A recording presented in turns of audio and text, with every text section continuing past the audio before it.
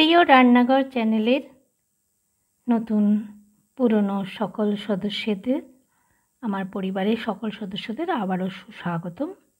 তো আজকে একটা রেসিপি নিয়ে এসেছি। রেসিপিটা ঠিক এভাবে করলে কেমন হয় একবার করে দেখুন। তো এখানে আমি জিরে জিরে করে আলু কেটে নিয়েছি, দেখতে পেয়েছেন, ধুয়ে জল ঝরিয়ে একটা থালায় নিয়ে নিলাম। এখানে কিন্তু পরিমাণ মতো আমি নুন দিয়ে দিয়েছি।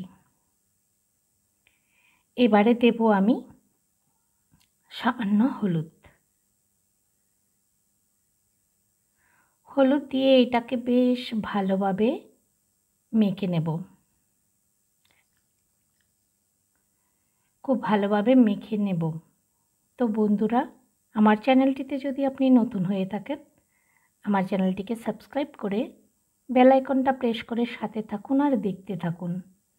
আর একটা লাইক করে অবশ্যই দেখতে থাকুন, স্কিপ করবেন না, তাহলে বুঝতে পারবেন না আমি কি করে এই রেসিপিটা করেছি। তো এবারে দেখুন আমি বেশ ভালোভাবে মেখে নিচ্ছি, যাতে সবকটা আলুর মধ্যে নুন এবং হলুদ মিশে যায়, সেভাবে আমি মেখে নিচ্ছি। তো বন্ধুরা, কাছের এবং দূরের বন্ধুদের জন্য আমার অসংখ্য অসংখ্য প্রাণ ভরা ভালোবাসা। তো মেখে নিয়ে এবার দেখুন আমি একটা ঝাঁকা নিয়েছি, ঝাঁকার মধ্যে আলুগুলো সব তুলে নিচ্ছি। ঝাঁকার মধ্যে রাখলে কি হবে, বাড়তি যে জলটুকু থাকে সেই জলটা ঝরে যাবে। তো দেখুন হাতটা কি করে পুড়ে গেছে, দেখতে পেয়েছেন? এটা হচ্ছে প্রেসার কুকারে ছ্যাঁকা লেগেছে। এবারে আমি একটা থালার উপরে বসিয়ে রাখলাম ঝাঁকাটা।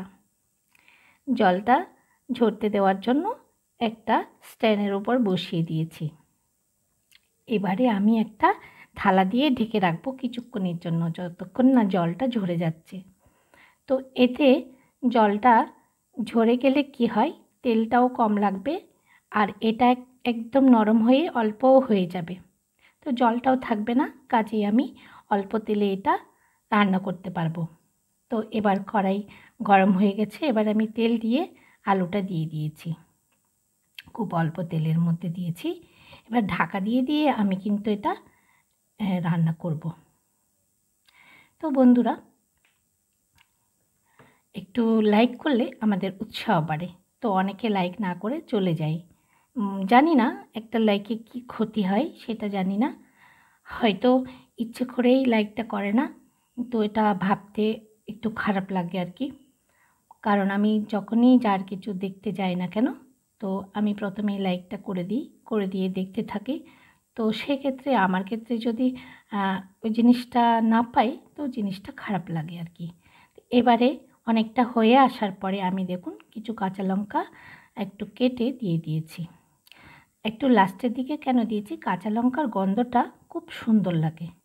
তো আমার রান্নাটা প্রায় হয়ে এসছে, আরও কিছুক্ষণ একটু রাখবো, আর একটু সামান্য হবে। এরপরে আমি কি করছি দেখুন। তো বন্ধুরা, কেমন লাগলো আমার রেসিপিটি কিন্তু অবশ্যই কিন্তু জানাবেন কিন্তু কমেন্ট করে। এবার রেডি হয়ে গেছে, আমি এবার একটা বাটিতে তুলে নিচ্ছি। তো এইভাবে কোনো সময় করেছেন কি, করে একবার দেখতে পারেন এইভাবে ঠিক আলুটা। তো বন্ধুরা, পরবর্তী ভিডিও নিয়ে আসছি আপনাদের পছন্দের রেসিপিগুলো। তো আপনারা আপনাদের যদি কারো মন করে আমাকে কমেন্ট করে জানাতে পারেন যে এই রেসিপিটা পেতে চাই তোমার কাছ থেকে, তো এতে আমার খুব খুশি লাগবে। আর আপনাদের যদি ভালো লেগে থাকে, বন্ধুদের শেয়ার করুন, আত্মীয় স্বজনদের শেয়ার করুন, শেয়ার করে আমাকে একটু এগোতে সাহায্য করুন।